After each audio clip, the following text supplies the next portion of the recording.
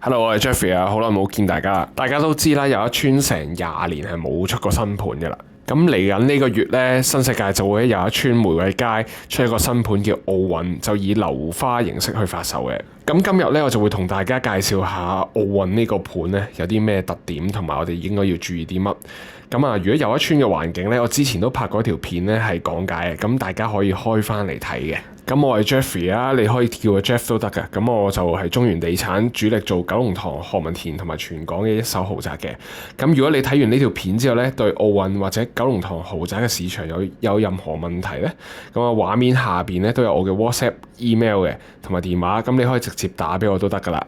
或者 WhatsApp 我，咁我個 channel 咧仲有其他介紹九龍塘啊、有一村何文田唔同屋苑嘅社區短片，咁你可以慢慢睇嘅。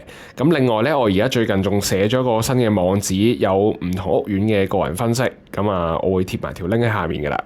好啦，咁我哋而家開始拆解奧運呢個盤啦。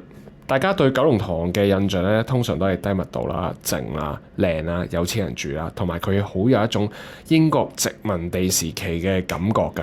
咁喺1920年代咧，英國嘅城市學家 Ebenezer Howard 啊，唔知有冇讀錯啦個發音，提出咗花園城市嘅規劃概念啊。咁啊，九龍塘咧就係香港少數真正落實到呢個概念嘅地方。當年九龍塘嘅地積比率咧就係0.6倍。咁即係話10000尺嘅地皮咧，就可以起6000尺嘅室內面積。同時間咧，一般嘅建築物係唔可以起高過3層嘅。咁啊，有呢兩項要求咯。咁啊，寫咗入去城市規劃裏面。咁百幾年嚟咧都係冇變過嘅。即係一路以嚟咧，九龍塘咁低密度就唔係因為發展商好人，或者佢起得俾你住得舒服啲啊，係冇啲咁嘅事嘅，係城市規劃裏面已經寫好咗要低密度嘅呢個區。港島區都有類似有一村咁嘅低密度環境嘅，咁例如渣甸山啊、薄扶林咁佢哋都好靚啊，亦都好靜。咁不過佢哋多數咧都要行一啲山路啊、小巷，咁出入塞車咧係好正常嘅。咁啊，比較適合一啲半退休或者唔太需要每日出去返工啊、做生意嘅家庭咯。咁啊，但係九龍塘有一村咧就另外一種喎。九龍塘有一村咧係近市區好多啦，又近一啲主要幹道。咁但係佢同時間又保持咗低密度。咁一啲壯年嘅家庭咧，每日如果頻頻撲撲要返工啊、放學啊咁樣，其實都比較啱用嘅對佢哋嚟講。呢個組合咧喺全香港嚟講咧係獨一無二嘅，喺市中心裏面嘅低密度。今次新世界嘅新盤奧運咧 Pavilia Rosa 有幾罕有咧？咁我話俾你聽你就知啊！有一村呢個 area 咧，差唔多成20年係冇出過新盤。咁啊，同時間咧唔計有一村啦，計晒成個九龍塘站附近啦。咁啊，上一次有新盤咁近九龍塘站咧，就係雲門同埋義德道3號啊。咁其實呢兩個盤咧係1415年出嘅。兩個都超過10歲㗎啦，到而家為止。咁當年義德道3號同雲門咧，其實都賣得唔平嘅。呢兩個盤筆架山1號嗰陣時嘅尺價大概係2萬蚊一尺度。咁啊，因為當時筆架山1號仲係新新地啊嘛。咁啊，雲門同埋義德道3號咧開出嚟嘅尺價咧係超過3萬蚊尺，有啲甚至乎3萬5蚊尺。咁即係變相咧，佢哋係貴過同區隔離嘅出名屋苑筆架山1號咧超過1.5倍嘅。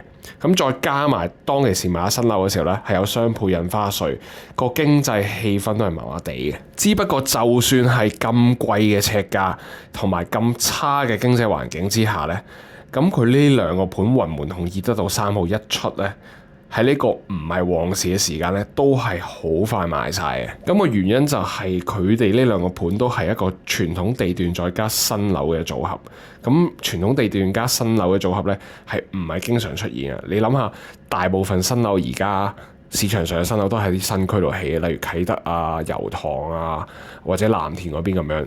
咁頭先我所講雲門同埋義德道3號嘅呢個歷史例子咧，其實係引證緊一個好簡單嘅規律，就係當我哋一個地段咧係好有傳統又多有錢人嘅時候咧，無啦啦喺中間度起一個新樓咧，就算個市況係好差都好咧，隔離鄰舍嘅有錢人咧，其實已經足以消化咗呢個盤㗎啦。咁我哋而家鏡頭咧就見到奧運啦，我哋喺玫瑰街㗎啦而家。嗱，新世界嘅住宅項目咧，相信大家都聽過唔少嘅，例如清水灣嘅奧龍啊、北角嘅柏傲山啊、柏惠山啊、皇都咁樣。而新世界嘅最出名嘅建築物咧，就係 Rosewood 瑰麗酒店。講緊 Rosewood 瑰麗酒店咧，係全世界2025年全世界排第1嘅酒店。係排第一。而我哋今次奧運咧 Perfidia Rosa 咧個名都有 Rosa 呢個字，即係同玫瑰有關。同一時間，新世界最 signature 嘅旗艦品牌 Rosewood 瑰麗酒店又係有 Rose 字。咁佢哋有咩關係呢？咁其實咧就係因為今次奧運嘅室內設計師咧就用翻 Rosewood 瑰麗酒店嘅設計師 Lilian Wu 嘅同一班人做嘅。如果你話 Rosewood 瑰麗酒店咧係新世界最好嘅商業項目，咁我就有理由相信咧奧運 Perfidia Rosa 咧將會係新世界最好嘅住宅項目。所以你可以當 Perfidia Rosa 奧運咧其實係 Rosewood 呢個品牌嘅延伸嚟嘅。咁我相信呢度嘅建築同埋室內設計咧，一定可以令你滿意嘅。而家講翻少少實際啲嘅嘢啦，咁今次奧運咧主打咧就大概係1600尺度嘅 duplex 單位，4房雙套。咁佢個廳咧就成300幾尺都 OK 嘅。咁個關鍵位咧就係佢陽台同埋佢嘅層高啦。因為呢度嘅陽台咧望上去上面嗰層咧係冇陽台嘅，咁啊中間同下一個陽台相距咧係成6米咁高嘅，咁所以咧呢度嘅單位咧採光度係特別高啊！我哋幾時呢一個單位舒唔舒服啊，都係關個陽光自然光事。咁喺呢種設計之下咧，光線係可以更加直接咧穿過我哋呢個落地玻璃入到個單位裡面嘅。咁所以咧啲單位係特別光猛。坊間好多 duplex 單位咧用起上嚟感覺上就係兩個單位連埋多條樓梯。但係我認為今次奧運嘅大橫廳設計再加埋呢個6米嘅挑空陽台設計咧，係令到個單位空間感同埋陽光感係更加好啊！景觀方面咧，奧運嘅北邊係有一居，咁啊大概10層樓高嘅有一居，咁所以你向北望嘅景觀咧會俾有一居頂住，因為奧運係得8層樓高。向南方面咧就開揚好多啊！首先奧運嘅地盤對出咧係個迴旋處嚟嘅，咁啊嗰度已經冇樓先啦。然後迴旋處後邊嘅海棠路50至56號咧，全部都係得2層樓高嘅啫。咁再向南多一格嘅友一邨俱樂部咧，就大概係3層樓高。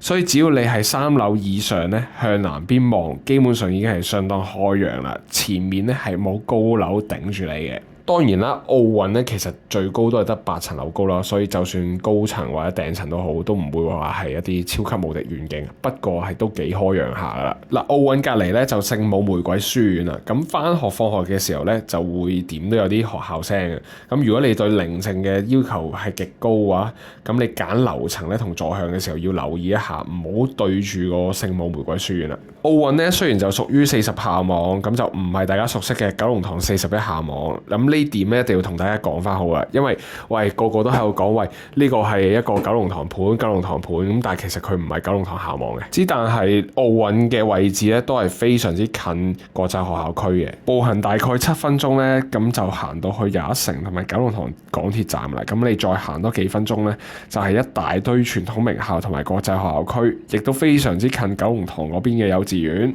對於已經揀咗國際學校嚟讀嘅家庭啊，或者已經 target 緊九龍塘一大學校，甚至乎你嘅小朋友已經係返緊喇沙啊、Maryknoll Convent School 等等名校嘅，咁啊奧運個地理位置上咧係相比其他核心圈係近學校好多嘅，即係簡單啲嚟講啦。雖然呢度係40校網，但係你嘅生活圈咧同41校網係冇乜分別嘅啫。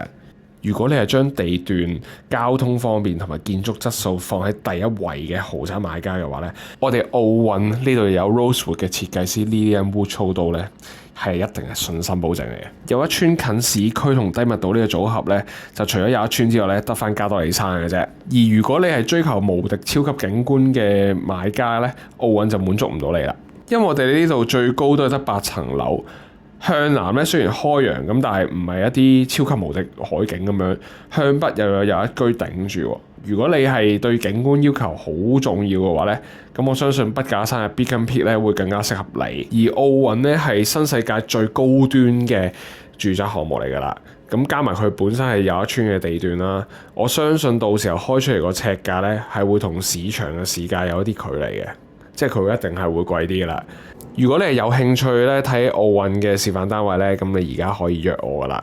同埋咧，如果你想要奧運嘅資料或者價錢嘅話咧，咁價錢而家未出啦，樓書亦都係今個禮拜之內會出噶啦。不過你都喺 WhatsApp 嗰度 hi 定我先，咁到時候咧我有floor plan 啊價錢，我可以第一時間話俾你聽啦。